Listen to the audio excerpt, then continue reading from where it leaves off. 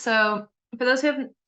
for those of you who have not seen the BAFTA award-winning film Poor Things up here on the right, this is a science fiction film which the main character, Bella, navigates life as very literally a child in an adult's body, and which follows the conventions of numerous well-loved films where disability is used by filmmakers to signal otherness and even evil in characters. If you've not seen Bella here, then you'll definitely be familiar with Frankenstein over on the left, or some of the characters based on him. So for some background, the monstrous crip in the abject body focuses on tracing the evolution of the disabled villain in horror and the eugenic influences which have shaped this representation,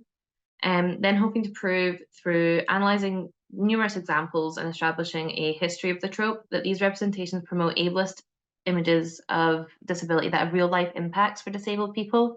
As the quote in the slide says, these images are internalized by disabled and non-disabled people alike and build social stereotypes, create artificial limitations, and contribute to the discrimination and minority status hated by most disabled people. The research is significant in its aim to prove the prevalence of this trope, to enable others to think critically about the media we consume and the characters that we enjoy, and to promote better representation of disabled people in media. I do so by first exploring the eugenic culture prevalent in 1930s America and Britain, where the Universal monster films began,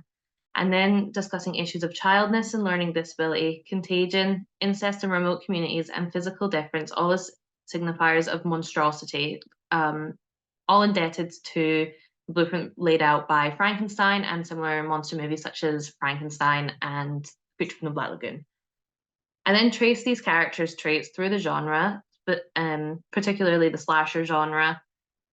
So here we can see the famous villains Leatherface from Texas Chainsaw Massacre and Jason Voorhees from Friday the 13th, who are both represented as physically and intellectually disabled, just like Frankenstein, and pure, if childish, evil.